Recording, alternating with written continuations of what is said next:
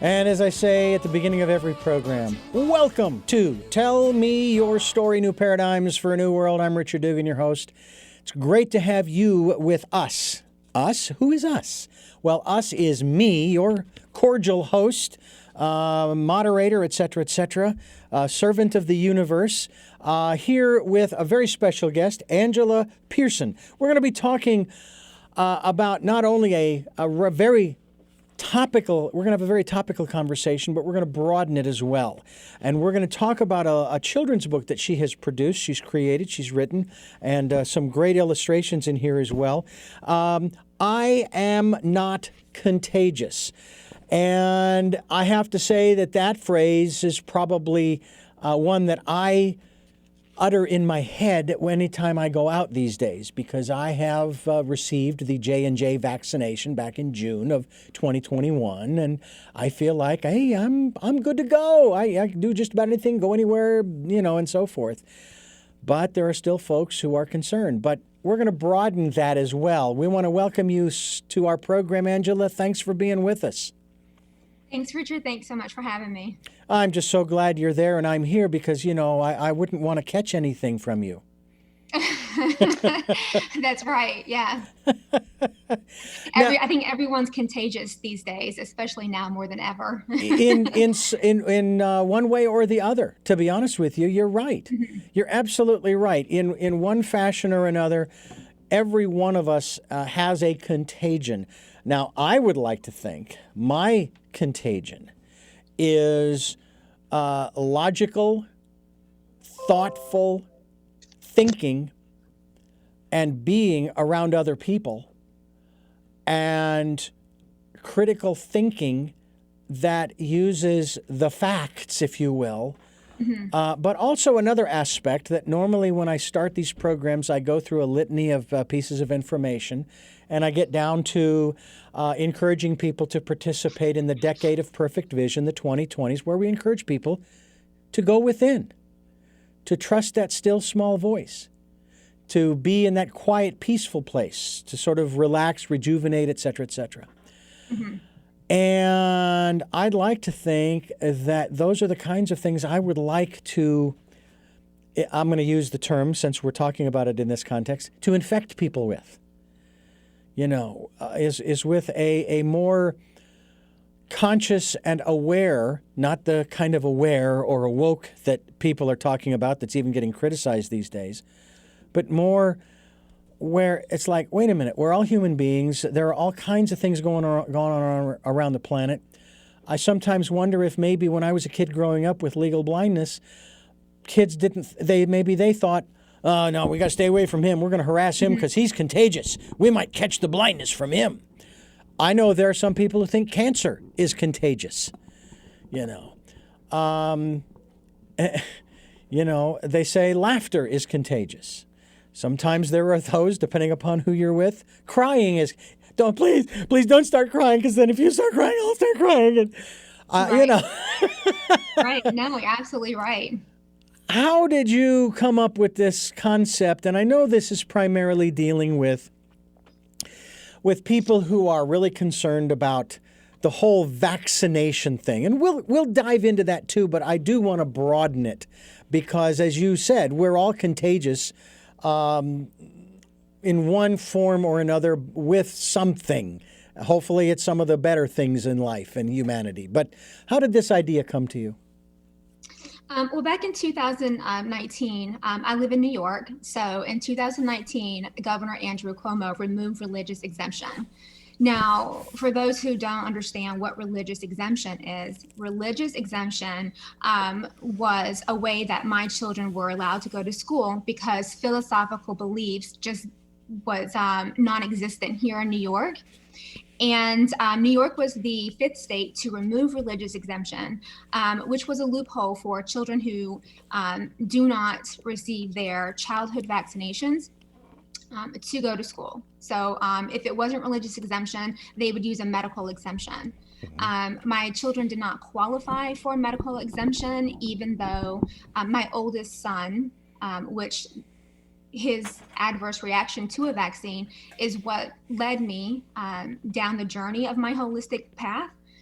And he had an adverse reaction, but even though he had an adverse reaction, that didn't qualify me, unfortunately, to get a medical exemption for him, my daughter, or my youngest son. So the loophole was to use a religious exemption. So once that was removed, my son was given 14 days after the first day of school started in 2019 to say goodbye to his friends. My daughter, however, was going to college that same year. So the rules and the law did not apply to her because the laws did not apply to colleges. So she was still able to go to college on religious exemption. But anyone who was going to preschool, kindergarten, K through 12, were no longer allowed to attend school without being vaccinated or unless they had a medical exemption.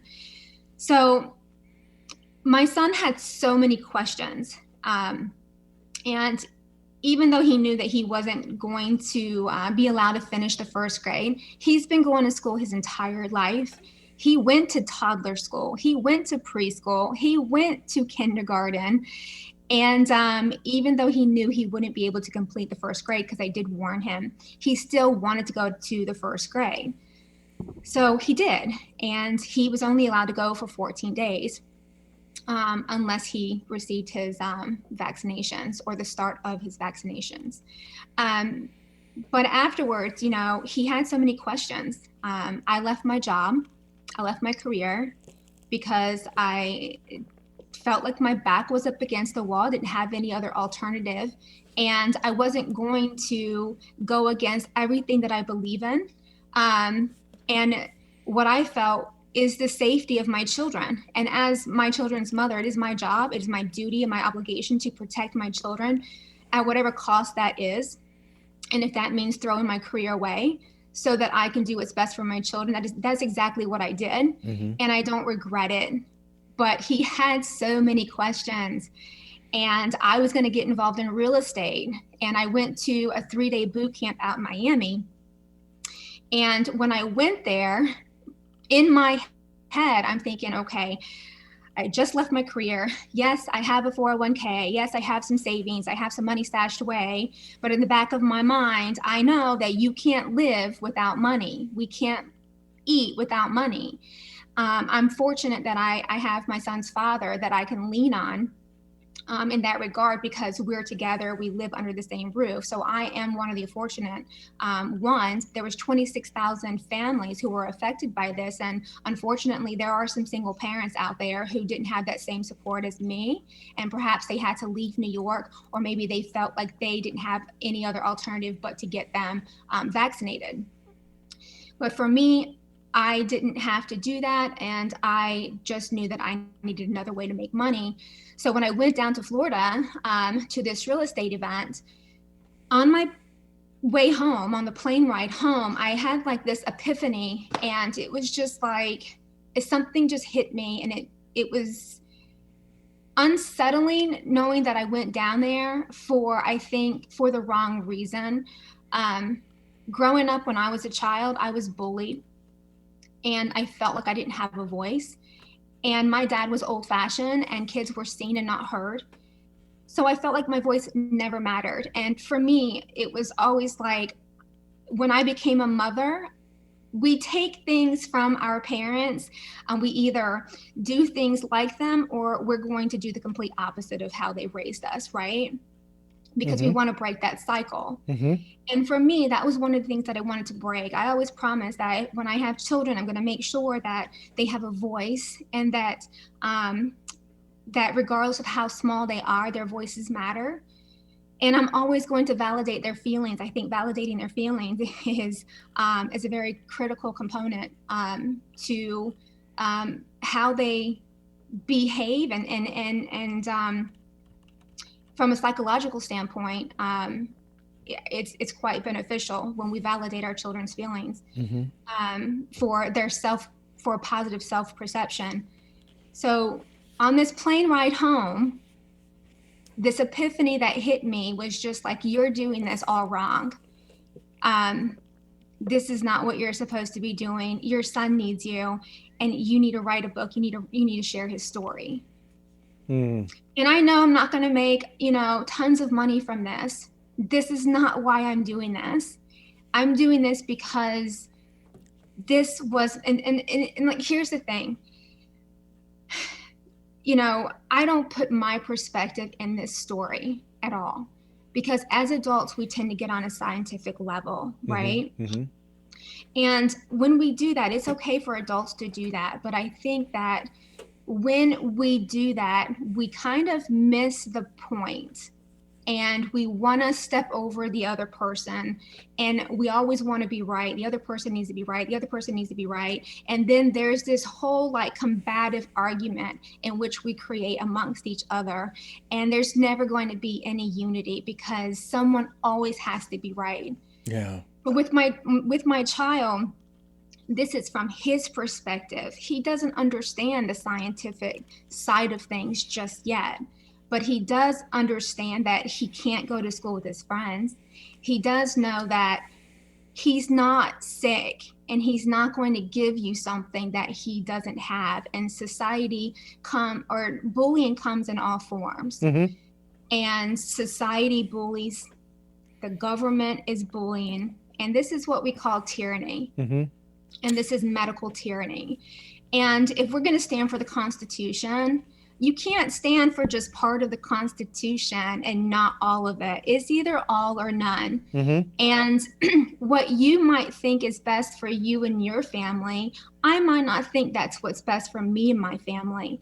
And that's the whole beauty about living here in the United States, is that we have the right to do what is best for ourselves and our families. Mm. And this is why I believe in informed consent.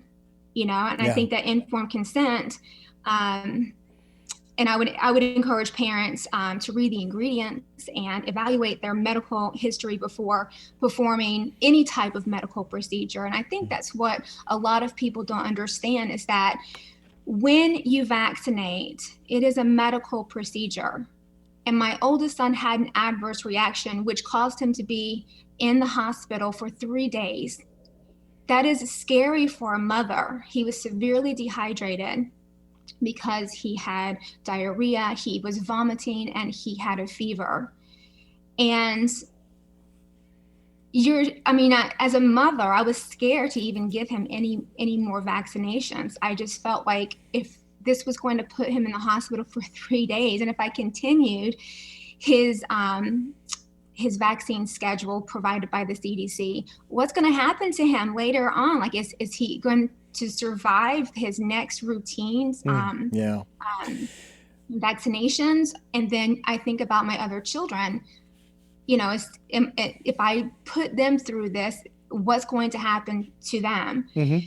So I think the story, like I said, and that's why it's important, because I don't get into this in the children's book. Right. This is from the perspective of an innocent 6-year-old little boy who just doesn't understand why he can't go to school and be with his friends. Yeah. And through the book, he gives like these little life lessons on how and why it's important that we basically flip on the light, right, inside of our heads, so that we can put ourselves in each other's shoes. And try to have compassion for one another, especially on issues that aren't fully understood, or perhaps there's the narrative that's being spent, that's being spent on the mainstream media. Mm-hmm. They're not being fair to the public by only putting one side of science out there, when I think all science needs to be put on the table. We're talking with Angela Pearson. She has a book out, a children's book called I Am Not Contagious. We're going to continue this conversation here on Tell Me Your Story, New Paradigms for a New World, giving you choices and knowledge of those choices to help make your dreams come true. And we are talking with her about this very important issue, because we're living in a country now, specifically this country right now, where we have some real interesting, I'm going to say diametrically opposed views on many, many subjects. This is just one of them. And we want to continue talking with her about that here on Tell Me Your Story. We are giving you choices and knowledge of those choices to help make your dreams come true, and we hope that you will stay with us throughout this very special edition of Tell Me Your Story, New Paradigms for a New World. We are here Sundays at 7 a.m. and 7 p.m., Monday mornings at 1 a.m., and of course the 9 a.m. Wednesday special edition of Tell Me Your Story. We're here with Angela Pearson with the book I Am Not Contagious. I want to address one area that I've kind of brought up. And I'm not necessarily taking sides here. Bear in mind, that's not my intent here.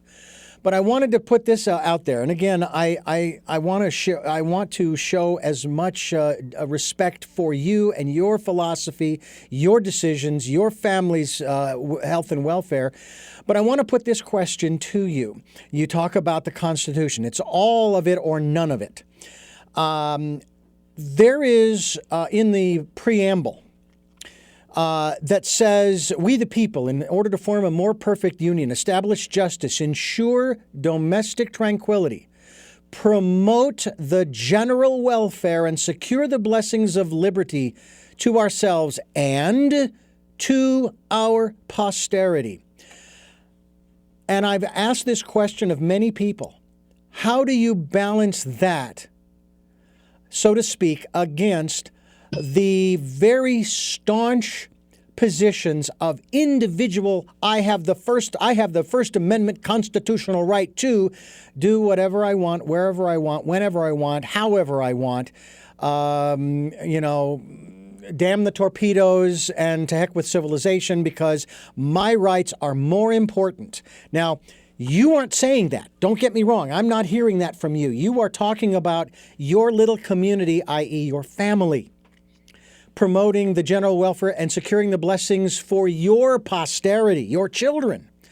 Can you talk a little bit about what I perceive, and when I put the question out, as a dichotomy, as almost mutually exclusive concepts, because it's like it's either individual rights or community, promoting the general welfare? So I think there's like a misconception. I think that when people read into the Constitution, there's going to be a small group of people who misconstrued what freedom is.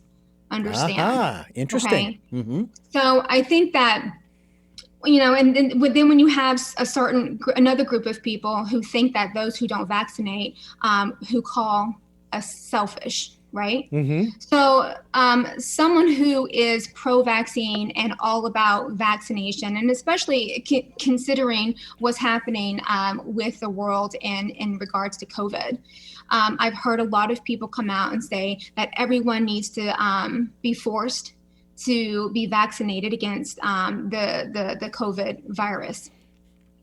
I think that, and then we're labeled selfish if we don't. So again, you're going to have the extremist on both sides, mm-hmm. where they misconstrue what freedom actually means. Okay, it doesn't mean you get to go and just basically just do what you want and burn things and create riots and do whatever else. And I'm free and look at me, I'm the king of the jungle, if you will. Yeah, exactly. Okay. And another misconception is where you have people who think that if we don't vaccinate, we're selfish, and that we owe it to the community to sacrifice ourselves and sacrifice our children for the greater good to save humanity. Mm-hmm. Okay. This becomes an issue for me because as a mother, I was given children from God. I was blessed with 3 children. And it is my obligation and my duty to protect my children. Now, that doesn't mean I'm going to purposefully infect them with something and then send them out into the public for them to infect someone else. But I think that a lot of people are not being educated on, even when children are being vaccinated with a live virus, such as the MMR vaccine or the DTaP vaccine or even the flu vaccine. This is a virus that was weakened with formaldehyde, and then it's being injected into our children or injected into the population, and then they're being sent to school, and then they're the ones who are infecting other children, okay, mm-hmm. because of shedding. Because So of this what now? I'm isn't sorry. just I'm sorry. Because of what? shedding Oh, okay. or Okay. viral shedding. Okay. And if you've ever been to a hospital in the ICU, and if you've ever been at an elderly home or on the cancer floor at the hospital, there's a little sign there that tells you that if, it kind of flags you and stops you and it says, hey, by the way, if you have been inoculated with a live virus, such as the MMR vaccine, DTaP, or flu vaccine, you cannot enter. You cannot enter. You cannot see anyone. You cannot visit anyone in the ICU. You cannot visit anyone on the cancer floor, and you can't visit anyone that is in a senior home because their immune systems are so weakened. Okay, they're compromised because either they're elderly or because they are taking chemo treatments or for whatever the reason is. So if they're acknowledging that much, why are they sending these kids to a public school when they have this information, when they know that viral shedding can occur? Mm-hmm. And then you look at the school in Texas back in 2019, I believe. There was a school in Houston, Texas. The children were 100% vaccinated. There were no children that went to that school that were not vaccinated. Mm-hmm. And there was a pertussis outbreak. They had to shut down the school. You can't blame that on the unvaccinated community. This occurred amongst those who were fully vaccinated because of viral shedding. So when they look at children who are not vaccinated and they point fingers and they say, you're contagious, when in reality, children who are being vaccinated with the live virus, they're the ones who are contagious. So I think that if parents are going to, take the route and vaccinate their children, because I'm about informed consent. I'm not going to condemn you if you feel that is what's best for you and your family. But I do think that you need to be informed. And there's a difference in being informed and then having the doctor tell you that they're safe and effective. Having a doctor tell you that they're safe and effective, I'm sorry to tell you, but that's not being informed. Mm-hmm. Okay, being informed is really understanding what the ingredients are. And if you don't know what something is, like MRC-5 right, or WI-38, if you don't know what those are, you can certainly look them up. Yeah. You can Google them. Yeah. Yeah. And you mentioned formaldehyde. And what's interesting is that, and most people do not know this, and I did several interviews back in 1983. I've been doing this for over 40 years, interviewing people. And I was interviewing supposedly a nutritional expert on the pros and cons of what was then called Equal, the sweetener. That's known chemically as aspartame. And most people do not know this, and I did some checking into this, as well as talking with a mortician, a funeral home director. And I asked him, I said, so what's changed in the last 5-10 years in your industry? He says, well, the biggest change is that we're using less formaldehyde than we've ever used before, which is very, very strange. Well, then I did some further checking and talking with people in the health industry, the scientific community. Turns out aspartame, i.e. Equal, turns into formaldehyde in the human body. So people who drink diet sodas with aspartame are basically embalming themselves as they live.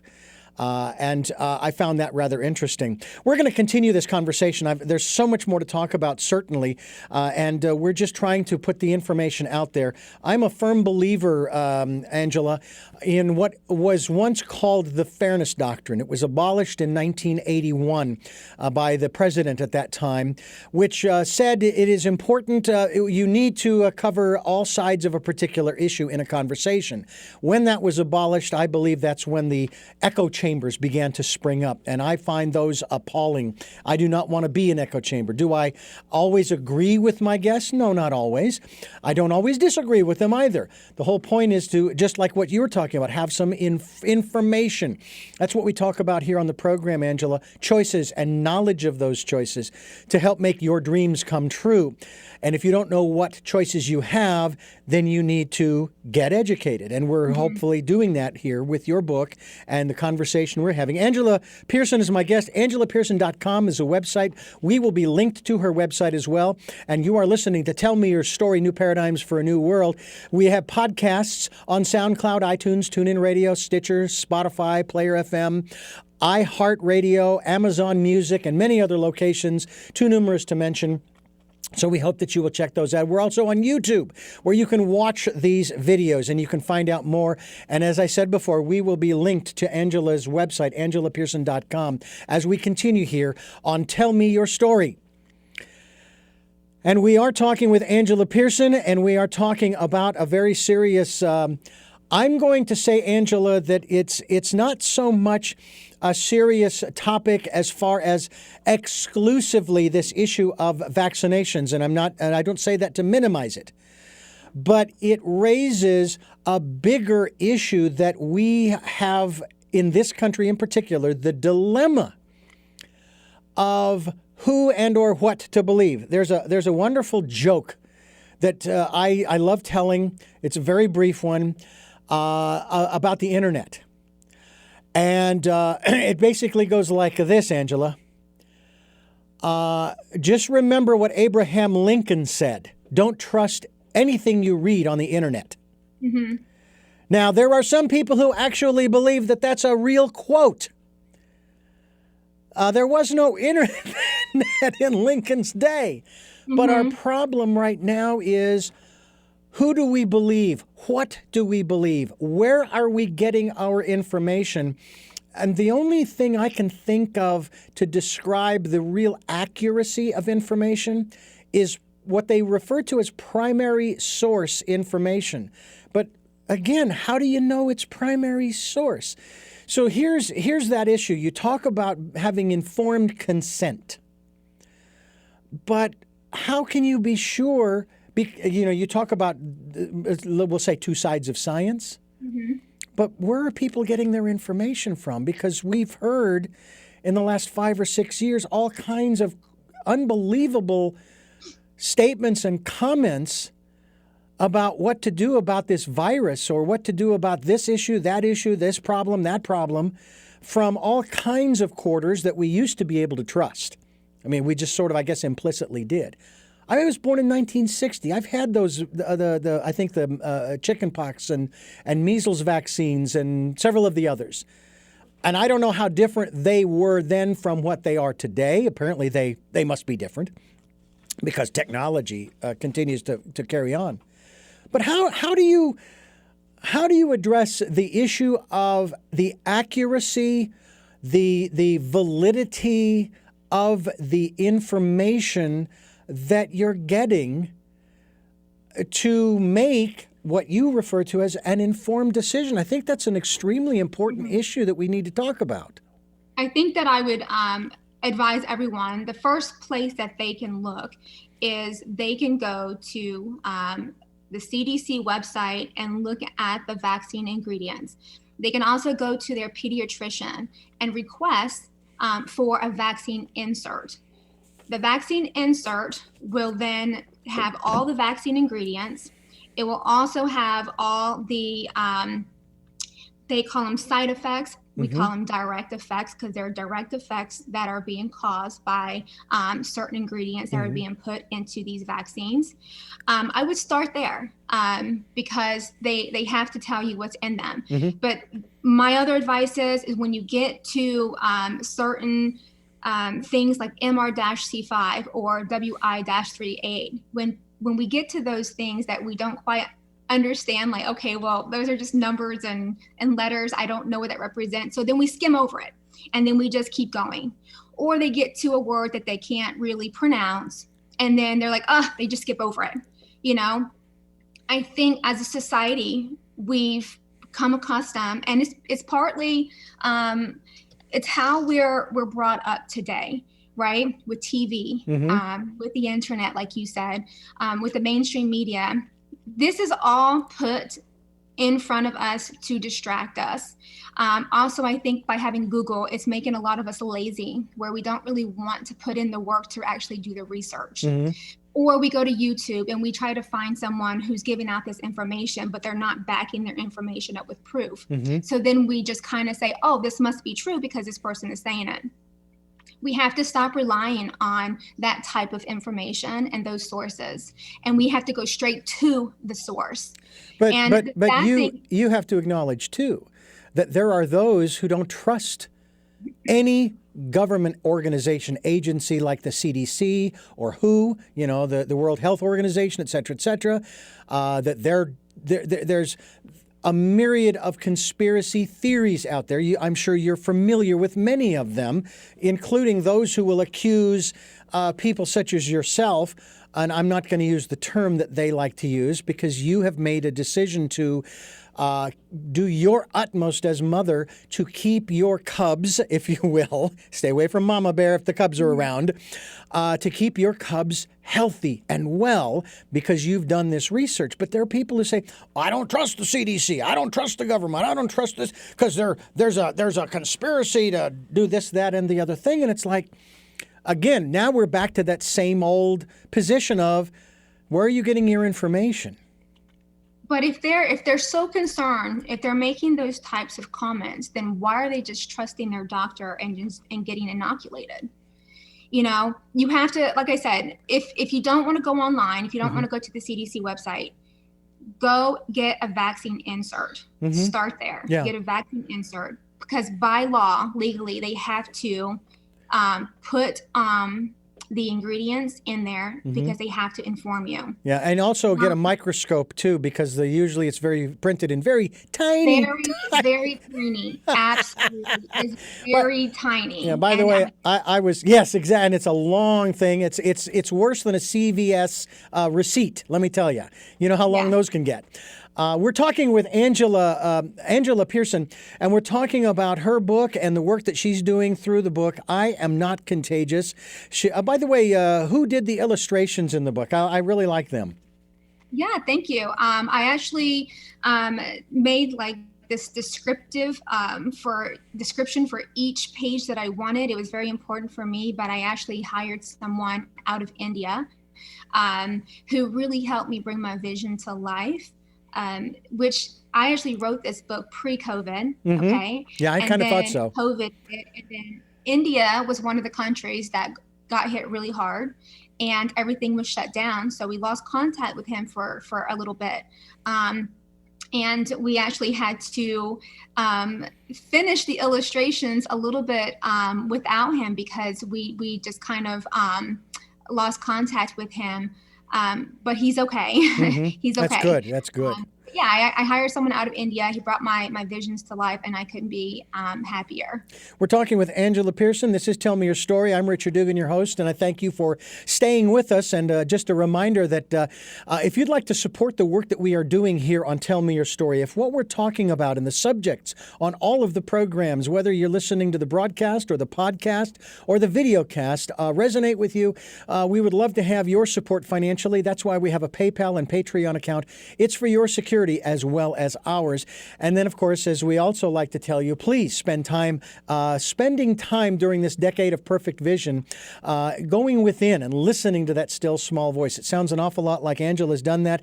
And we're going to continue to talk with Angela and listen to her voice as we continue this conversation about I Am Not Contagious here on Tell Me Your Story, New Paradigms for a New World. I'm Richard Dugan, your host, and we are talking about new ways of living, looking for those new ways of living. The old ways obviously don't work. All you have to do is look around you. There's a lot of chaos, Angela, that seems to be going on, not just in this country, but even around the world. Some people are actually saying that's a good thing because that's going to bring about the kinds of changes that we really need. There was a woman that I had on my program several times. She was a visionary, futurist, even a vice presidential candidate back in, I think it was the 60s, early 70s. Barbara Marx Hubbard, who talked about the process that we are going through, and this was back in 2007 when she said this to me. The process that we are going through, even today in 2021, is kind of like the birth pangs. Now, you as a mother know what those are like, all right? And if you didn't have to go through those, boy, wouldn't that be nice? But that's not the way it's done, unfortunately, unless, of course, I guess, what is it, an epidural? Give me the drugs, you know. But when it's all said and done, then you're holding this incredible, wonderful new being that you get to help. You've brought it into this world, and now you get to watch it grow, and you get to help it to develop and mature and all of those things. I hate to use this word, but it's kind of appropriate. You help it to evolve into someone that will be someone who will make a difference in this world for the better for everyone. And that's kind of the way she put it. And so there were people who were moaning and groaning and complaining all through 2020 because of the pandemic, because of the shutdown and this and that and the other. And then the vaccines came available and the list of complaints went on and on and on. And I have to tell you, Angela, when the country was shut down, I was thrilled. Not because, oh, great, because then we'll put this, get rid of this thing. Yeah, I kind of hoped that if we had done what we were asked to do in the first place, we might have been through this in July of 2020. It would have been over. We would have shut down. And I'm not saying that would have happened. I'm just speculating. But what I saw were incredible opportunities we didn't even know existed that were going to be created because of this new way of living for hopefully a short period of time. And yeah, it went on for 16, 17, maybe 18 months. But there are a lot of people who flourished. I know there were a lot of people who were hurt by it. So over 600,000 people died. We won't even get into the numbers and comparisons and so forth. All I'm saying is that there are so many different perspectives to what went on over the last year and a half. And go ahead. I'll let you. Sorry. I just want to, first I want to say, anyone who lost their life to COVID, have my deepest, condolences and everything else. I think that first and foremost, I just want to put that out there because I think one is one too many lives lost. Yes, I share that with you. Regardless of the situation, with COVID, cancer, the flu, anything. Yeah. And not to compare and take away from anyone, because a life is a life, and I believe that. I am pro-life, and that's another reason why I don't vaccinate. So I mean, my sympathy, my condolences to any families or to anyone who lost someone to COVID. I just want to dive in just a little bit. Sure. When we look at the death rate in 2018 for the U.S., the death rate was 2,839,205. Then we go to 2019, the death rate was 2,854,838. Okay, so our population rate went up, but the death rate was higher. Then we go to 2020, okay, and this is when the death rate went up higher. We lost 3,358,814 people here in just America, okay? So when we take that number, we lost 503,976 people in 2020. Now, I think there's this misconception that we're taking this 503,976 people, 503,976 people, we're taking that number and we're connecting that with COVID. We did not lose 503,976 people to COVID. We actually lost 375,000 people to COVID. Now, when you say that, you are saying specifically that it was the virus and not underlying conditions that were exacerbated by the virus that caused these people's perishing. Yeah, that's a good question. So out of those 375,000 people that we lost to COVID, there are some that had underlying conditions. Now, one of the things that, and you're still with me here, one of the things that I find interesting, excuse me, about that is, number one, and you said it so well just a few moments ago, that these were human beings. And I'm not a fan of statistics because it dehumanizes these people. Right. It's just awful. that happens. They say, well, we've lost fewer people, more people to the flu than we did to COVID, and on and on and on. And it's like, and I know, and I hate those comparisons because I don't like that either. Because it does. I feel like we're dehumanizing the people that lost their lives, regardless of the situation, and that's why I needed to put that out there. And I'm glad you did. My heart is in the right place. Yes. And this is my point, is that when we talk about science and we talk about things that are happening, all the science is not being presented properly.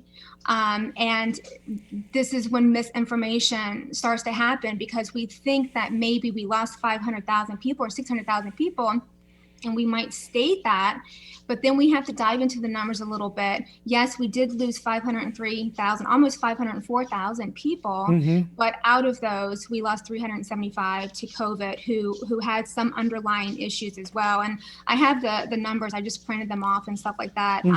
I can dive into the ages and the sexes and the nationalities and everything, if you want me to. No, that's okay. I was just going to say, there was a study that was done back in, I think it was July, it was maybe August of 2020, in New York City specifically.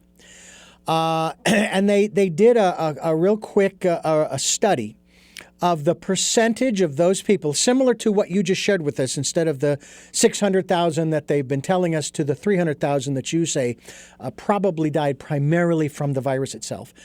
They did a quick study of how many of the people who died from the virus versus died from those underlying conditions that the virus took advantage of. It turns out that study showed 99% died from underlying conditions. Now, here's an interesting perspective that I want to put out to you. The studies that we have been hearing about the health of our nation, of its people, the level of obesity amongst the population is so high that if people had been taking care of themselves in such a way as not to have those underlying conditions, they might actually have survived. No guarantees. I'm just saying that the possibilities are that if their immune systems were strong. Now, by the way, you talked about the flu, the flu vaccine. I have not had the flu vaccine in probably 40 years. Have I gotten sick? I can't remember the last time I had the flu. I tell the story of when I was sick in bed at home with my family when I was a kid. I was laying there moaning and groaning, and my mother and sister came in, and my sister says, "Would you please make him stop moaning? He sounds terrible." She says, "No, that's how he heals himself." A little more alternative medicine, if you will. But that's kind of my perspective, and I'll share one final thing with you, and I love your input. July 23rd, 2020, that evening, I drank 2 bottles of what we refer here in California as Mexican Coke, Coca-Cola, which has sugar, not glucose or not glucose. Anyway, a substitute for cane sugar. No big deal. And sodas have been my Achilles heel. I was going to say, I don't know if it's Achilles heel or Achilles tendon. Anyway, hey, look, I didn't go to medical school, so I don't. But I went into the doctor on the 24th of July, having these symptoms, drinking lots of water and peeing a lot. My wife, of course, knew exactly what that was. I was diagnosed on the 24th of July with type 2 diabetes. My blood sugar that day, 544. A1C, 11.2. I was in shock for maybe 30 minutes. Then the doc is telling me, Richard, this is going to be a long journey. I said, no, it's not. He says, I know how I got here. Because my blood sugar before that exam, was normal in the hundreds, low hundreds. A1C, 5.7. So I said, no, it's not. I know how I got here, and it was the pandemic. Because what did most people go to during the pandemic as far as foods? Comfort foods, sugars, carbs, and not exercising much. By the middle of September, I had my blood sugar down in the low hundreds. I have not had a soda in over a year. I've substituted it with the flavored sparkling waters. There's one called Cascade Ice is one of them. 0 calories, 0 sugar, 0 carbs.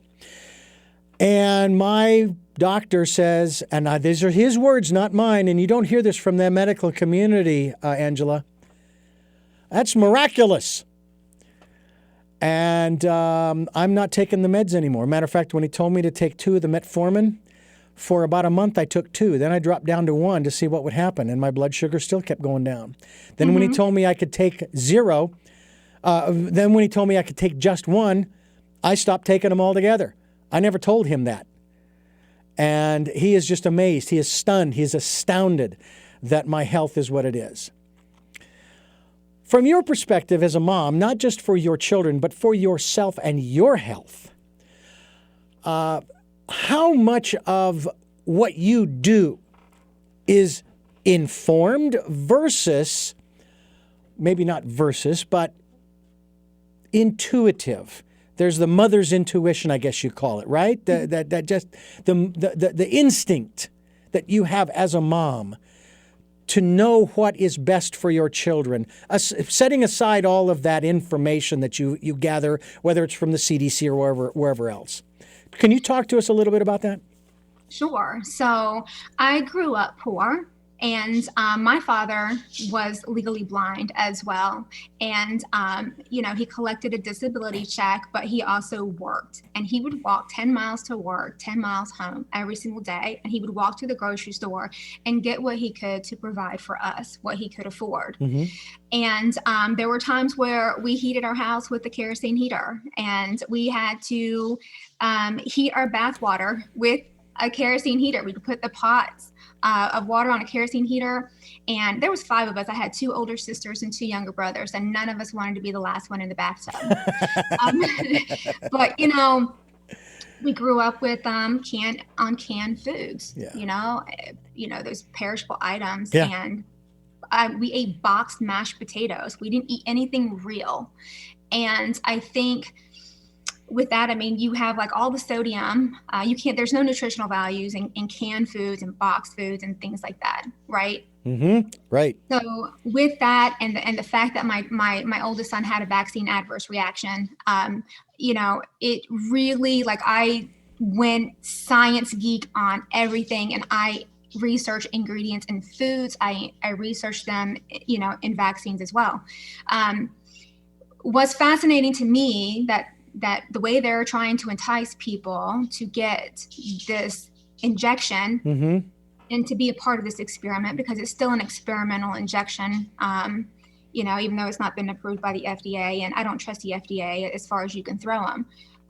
But they're enticing people and young people to get this, and they're going to give them a donut, or they're going to give them something else. And like you mentioned, a lot of what's happening with our health and well-being, it's coming from the foods that we put into our body.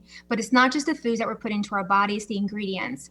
So we have to listen. We have to learn how to take charge for ourselves and for our families, and start researching the chemicals into foods too. And the thing is, like, food is expensive, right? The good food is expensive. Oh, yeah. Healthy food is expensive. If you're going to get organic produce versus produce that's not been sprayed with pesticides and herbicides, there's going to be significant in the prices, and you're going to see that. What I do for me and my family, every food that I purchase, I look at it as a health investment. I am investing in my health. I am investing in my children's health because I want to create longevity. Now, systemic lupus runs in my family. My father passed away in 2008 with systemic lupus, and my older son also has systemic lupus. I know that it runs in my family. I see it. My sister has it as well. That's an indication that I need to take better care of myself. I need to take better care of my family.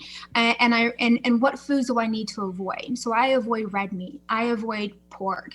I avoid the white poisons, and the white poisons are your white sugars, your white flours, right? Anything bleached, stay away from it. Stay away from artificial sweeteners. Like you spoke about aspartame earlier. They did a study in lab rats, and lab rats got cancer from aspartame. But we're giving these to obese individuals, and we're telling them that diet soda is okay for you because it has 0 sugar. So be leery of anything that says 0 sugars. Usually it has some sort of artificial sweetener in it. High fructose corn syrup, stay away from high fructose corn syrup. So artificial sweeteners, artificial flavors, and colors, dyes, right? Dyes are not bad, but once you intake them, ingest them, and it goes into the liver, the way that it changes, right? The molecules, everything about it is just bad. So what I do is I look at things, stay away from dyes, artificial sweeteners, artificial flavors, high fructose corn syrup, white bleach, anything that's been bleached. And I try to get, or I don't try to get, I get organic produce. There's definitely something that I think people, if they say that they can't afford organic foods, I'm sure that they're doing something that they could give up, whether that be smoking. Okay. I see a lot of people who are smoking cigarettes, and then they tell me that they can't afford this or they can't afford that. Well, you have developed an extremely nasty addiction, and you have to try to, stop it. I used to smoke cigarettes, and I think I'm most passionate about the things that I've gone through in life, where I used to smoke cigarettes from I was 13 to 21, I was smoking cigarettes. And I gave that bad habit up many, many years ago because I'm now in my 40s. And I vaccinated. My son had an adverse reaction. So we went through something like that. So I'm extremely passionate about that. And then the food situation. So I'm extremely passionate about that. So I think just like with vaccines, we have to inform ourselves about what's in our food. And this is all about the money. This is not about our health. If the government and pharmaceutical companies cared about our health, they would try to do everything that they can to make us healthy. Yeah. But doctors don't get paid unless their patients are sick. Pharmaceutical companies will most certainly go broke if they're not dishing out these pharmaceutical drugs and trying to entice people like, this is what you need, but then it creates this side effect. But then you got to take this for that side effect. And then you got to take this other prescription drug for that. So taking a probiotic daily is extremely important. Yeah. So I would. Yeah. And I will tell you, I had a good friend back in Phoenix when I was working there in 95. She was probably in her 60s, and she was taking 9 different medications. And it was the cycle that you just described. I says, you need to go to your physician, and you need to talk to your physician about these 9 medications and find out if you really need any of them, or which ones you really need. And she did that, and she actually came off of, I think, 5 or 6 or 7 of them. The other aspect, too, is I find this very fascinating. I've talked with many people in regards to health and wellness on this program. I said, look, okay, if I cut my hand, all right, within a few weeks, that's going to heal up, and it will look as if nothing ever happened. All right, cell regeneration, if you will. I have glaucoma in my left eye. I have no vision in my left eye. My left eye looks different than my right eye. Okay. Why is my eye not regenerating healthy cells, and maybe getting that vision back that I had, which was only 2,400? I'm not clear on that. And then I remember hearing, I'm sure you heard this too, that, drinking alcohol kills brain cells, and you're reducing the size of your brain, and that kind of thing. And then I find out not long ago, that is not true. That does not mean you can go out and just imbibe like crazy. But the reality is that our bodies are regenerated every 7 years. You are not the person that you were 7 years ago, nor am I. And we regenerate the trillions of cells every 7 years. And of course, the kicker is what you just talked about. What are we putting in our bodies during that 7-year period that is going to make us healthier? I mean, I did this in less than a month and a half of getting rid of type 2 diabetes, primarily because I knew how I had gotten there. I have high blood pressure. My mother, you talked about systemic lupus in your family. My mother told me, oh, yeah, high blood pressure, it runs in the family. And I'm sitting here going, well, it may run in the family, but why does it have to stay? You know? Exactly. You don't have to be okay with it. And that's why we take measures Yeah. into preventing it. So a lot of times people just think that like cancer runs in my family, right? So that's why I was like, wait, if cancer runs in my family, lung cancer, stomach cancer, pancreatic cancer, if that all runs in my family, but everybody in my family smokes cigarettes, then I need to stop smoking cigarettes. So it's about stopping whatever it is that everybody else is doing in your family so that you break those cycles. And when we look at autoimmune diseases, we have about 330 million people in the United States of America. Okay, that is the population today. There's 50 million people who are suffering from autoimmune diseases. Okay, and we already know that heart disease is the number one killer, and then cancer is number 2. And this past year, COVID was ranked number 3. So when we look at all of this, why is cancer on the rise? Why is it attacking our young children who haven't even been here for 5 years yet? You know, we're seeing children who are 5, 6 years old. My sister had cancer. She got it when she was 6 years. My stepsister had it when she was 6, and she passed away at 11. So you talk about, you know, these situations. Why is this happening? What needs to happen is, out of all of those people who have autoimmune diseases, out of those children who are suffering with cancer today, why aren't we doing studies on how many of them have been inoculated with childhood vaccines? Okay, because I think that the combination between childhood vaccinations, the ingredients that they're putting into these vaccines, and the ingredients that they're putting into our foods are the 2 sources that is causing us to be infected with cancers and autoimmune diseases. And it's what's killing us today. And we need to stand up, and we need to say enough is enough. And we need to start growing our own food, because you know, you have a lot of people, a lot of billionaires who are starting to step in, and they're going to take over the food source. They're already spraying everything with pesticides, and they're putting all of the, and I guarantee you that these people, you're the richest people in the world. I promise you, they're not eating these same foods. I promise you. Yeah, they know, because they know. Mm-hmm. And that's the one interesting thing that is really, again, this kind of goes back to what we talked about earlier in terms of information, in terms of the sources where we go. You talk about the internet, and I'm thinking, when was the last time you were actually physically, and setting aside the whole pandemic and being locked down, physically in a library? Does anybody know what a library is? I love the smell of a library. I mean, I remember going to the library in high school, which, by the way, I actually got thrown out of. I've only been thrown out of one. That was the one. Were you too loud? A little bit. Can you understand why? I'm sure you can understand that I was a little loud. But I love going through certain the bookstores. And self-help is always a big deal. Spiritual, the section on spirituality and that kind of thing. Metaphysics are a couple of my favorite subjects dealing with this kind of thing. I want to ask you in that regard, how has this? And you talked about your upbringing especially, but in terms of the philosophy that you were raised with, and that which you live by today. And you can replace the word with religion if you'd like. How has that changed for you from then to now?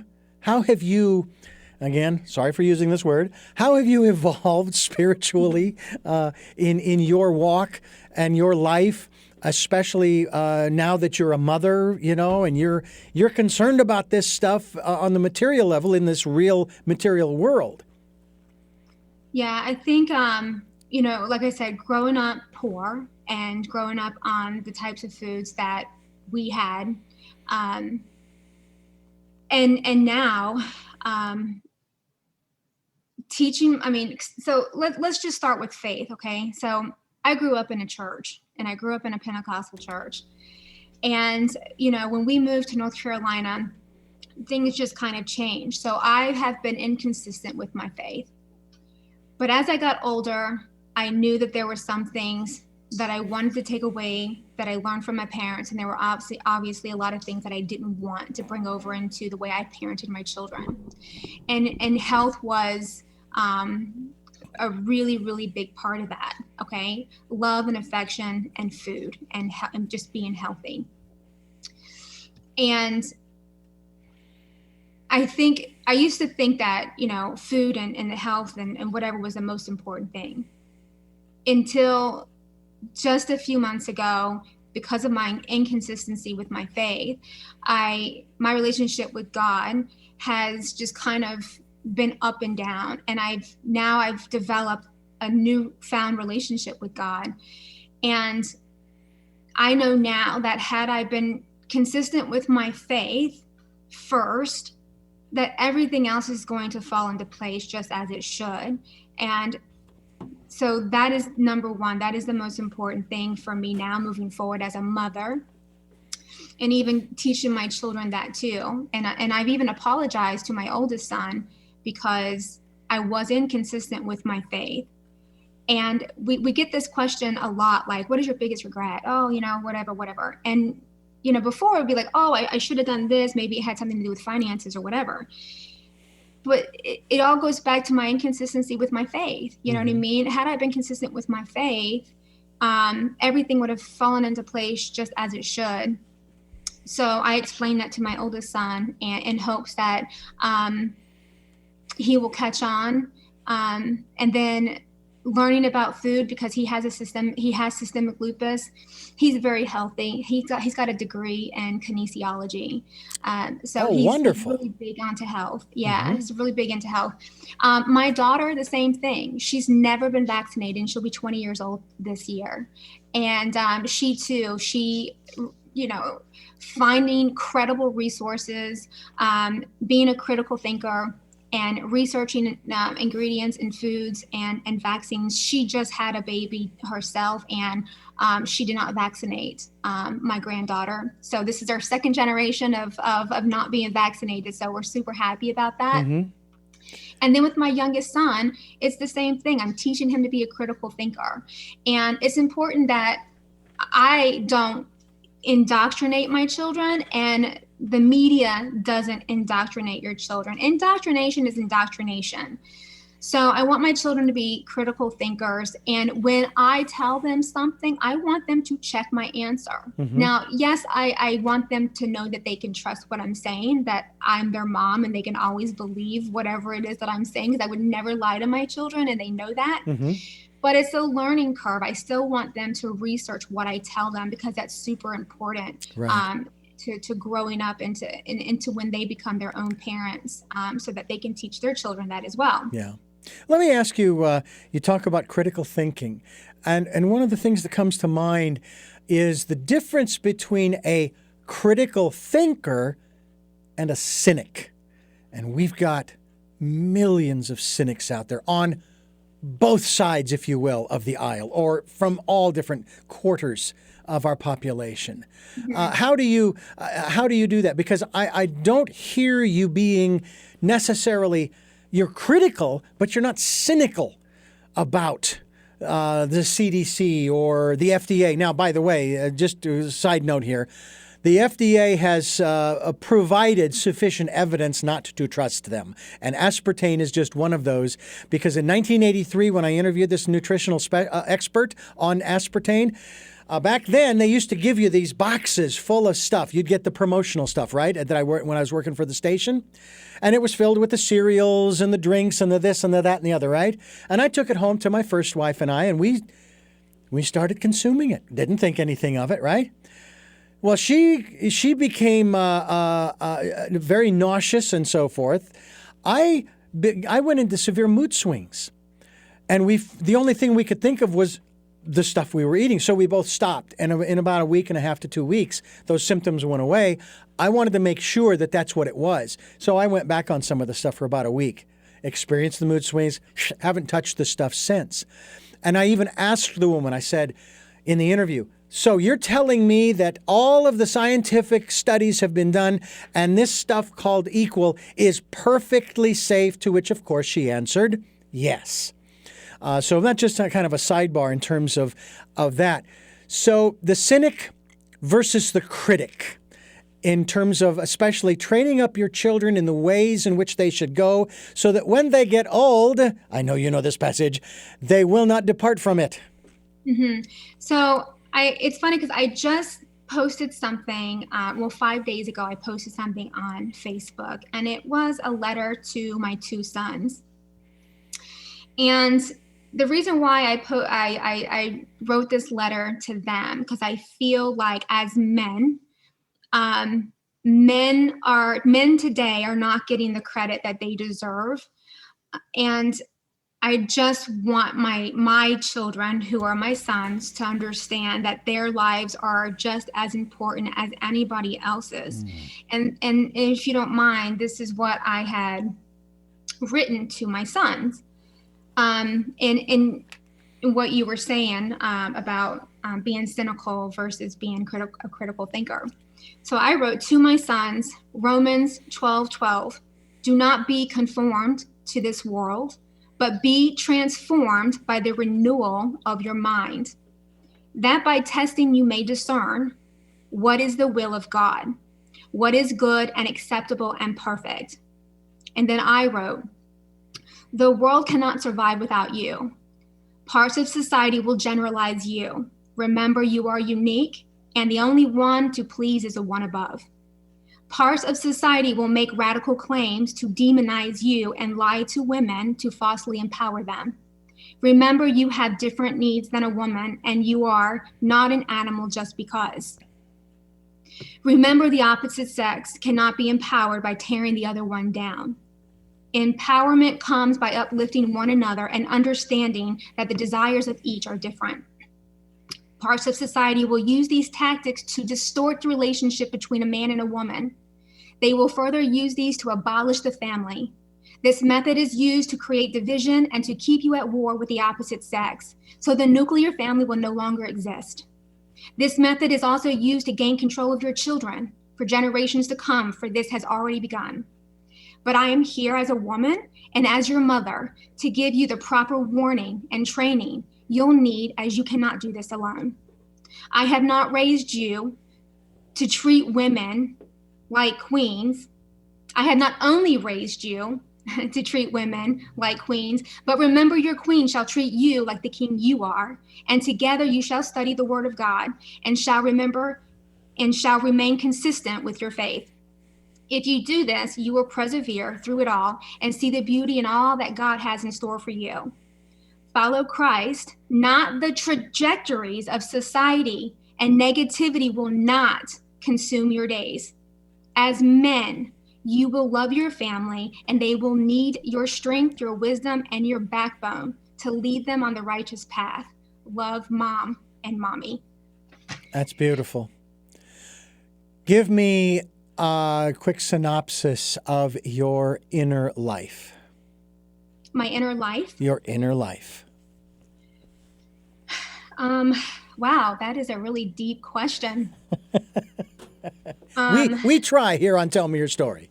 You know, well, I just gave you a part of it. I think I tend to overthink things, and I think that I used to think that was one of my weaknesses. And now moving forward, I know that that is one of my strengths, because I do have the tendency to overthink things. That's what leads me to research everything.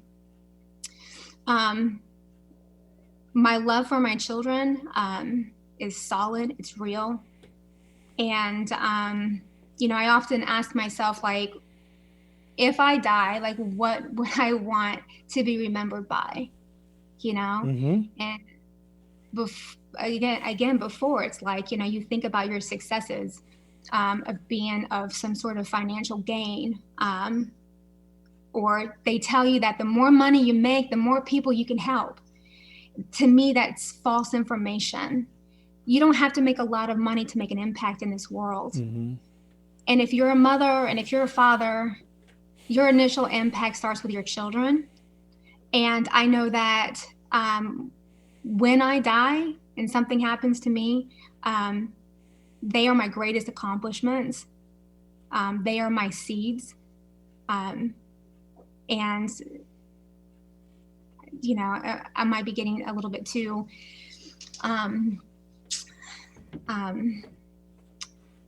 but I don't know, family, God, and my children, and hoping that this story that I'm sharing about my son, and I Am Not Contagious, is really going to not only help holistic children, because this is obviously going to create a positive self-perception in holistic children, because I think every children needs a story that they can relate to. But this is also a story for those who are not from holistic homes, because at the end of the day, this story is about unification. And it's just about putting our differences aside for the sake of our children, so that we can put ourselves in each other's shoes and have compassion for one another. Yeah. I have to say that I had what I would consider to be not a great day the other day, and in conversations with people. I'm not sure it was because I was, quote unquote, off my meds or what the deal was, but I made a rather disparaging observation. Here in California, we're going through what I consider to be these silly recall elections of public officials. And they say that the cost, they're complaining about the monies that were spent by this particular public official, in the millions of dollars. And the cost for example, this particular recall is going to be, and I'm going to put it in this context, $250 million, $255 million. And yet they're complaining about the wasteful spending of this particular public official. And I'm sitting here going, the guy's got a year and a half left in his term. Let him go through his term and be done with it, and then put somebody else in there. Don't waste $255 million of tax dollars that I put in there, And then I added to that, I said, and if this guy's name was something else and he was of the other party, you wouldn't be blinking an eye. You'd say, oh, what a great job he's doing. Plus the fact how many other of these same public officials in other states basically did the same thing, but they're not being recalled, And they say they have like 13 or 15 different issues with this particular public official. And I'm just sitting here going, we have got to get beyond this. This is insanity. That's why we try to bring out new ways of living, because the old ways don't work. This process, and I'm not saying getting rid of voting. Please don't misconstrue that. What I'm saying is that we've got some serious issues that we need to address, and we need to find some new ways of addressing them. And the only way, this is what's interesting when what you're bringing up here, especially when it comes to not just vaccines, but nutrition, okay? When I was a kid growing up in school, they talked about, even back in the 70s, about the dumbing down of the educational system. And do you know what I thought? You talk about, by a renewing of the mind, and let us come together, let us reason together. And of course, we use the brain to reason, right? Mm-hmm. And I thought, wait a minute. Okay, if the system is being dumbed down, the people that are going to graduate are going to go on, and it was already starting accused of being dumbed down even then, back in the 70s. thinking, okay, so those people are going to go out and they're going to work for some of these textbook writers, and they're going to write the new textbooks from the perspective of the dumbed-down education that they got.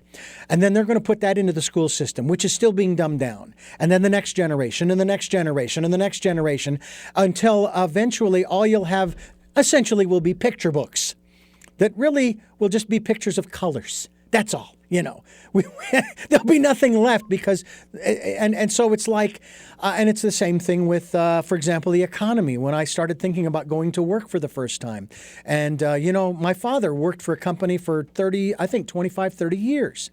And back then, of course, you stay at a company for a long time, and hopefully each year or two you get a little bump up, right? Well, how do they pay for the bump up? They charge a little more for the product or service, right? All right, so then the next few years you want another bump up, and the same cycle happens. So then the price of your product or service keeps going up, and of course the buying power that you have decreases. So you need another bump up, and it goes on and on and on. That's not sustainable. You can't keep that going. It's not possible to continue to. I've been pretty much at the same rate for 15 years now. 15 years now.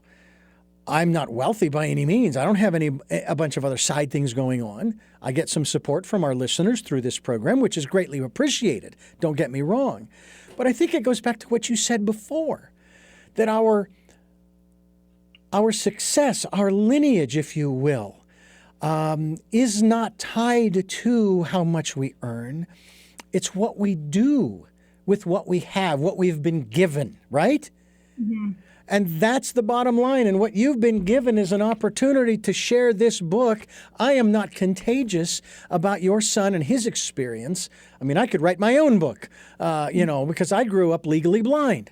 And, it wasn't until my 36th year that I received a lens implant. Now I'm driving a truck. Go figure. Because at one point I'd given up. I'd said, what? Forget it. Yeah. I think that there's, again, education, we've been lied to about what education really is. Yes. And I've been asked several times, because your son can no longer go to school because he's actually banned from attending any private or public school. Like, I can't even send him to a Montessori school because of how they file their business. If you file your business with the state controls what you do. If you don't file your business under a PMA, or if you don't file your school under a PEA, the state will continue to own everything and every move that you make. So that is another thing that I would encourage people to start looking into. If you don't want the state to intervene and the state to regulate you, look at a PMA, which is a private member association, and then look at a PEA, which is a private education association.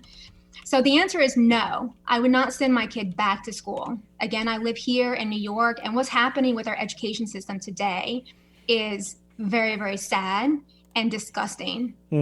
With the sex education and critical race theory and everything. And that's another topic for another show. And there's so many. There are so many subjects that we could dive into, and we won't obviously have time for it today. But I am grateful to you for the work that you are doing, and for the process that you have created to help your children. And it does seem to me that you have actually been able to transcend that aspect of what I brought up earlier in the program. The difference between what I quoted from the preamble, and I was actually rather amazed that I remembered it all, and the First Amendment to the Constitution, and the whole business of individualism. We're either going to survive as a community or we're not.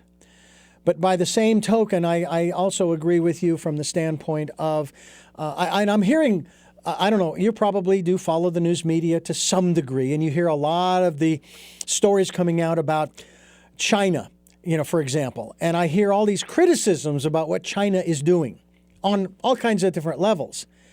And I do have to tell you that when I hear these criticisms of China, I'm going, God, that sounds an awful lot like America. You know? And it's like, we need to fix our own house. We need to take care of our own house, you know? And I don't know. I'm an idealist. Forgive me. I'm an optimist and I'm an idealist. Right. And I honestly believe, as an optimist, that we do have a future that is going to be better. But the only way it's going to be better is if we start to try to work together in some fashion to address some of these issues from a logical standpoint. And again, I'll quote that passage from the Old Testament, let us sit down and reason together. How do you do that? With the God-given brain that we were given. And I thank you for using yours as well as your heart. Because you give if I may put it this way, you give a damn about your kids. Yeah. And I thank you for sharing that with us here on the program. Thank you.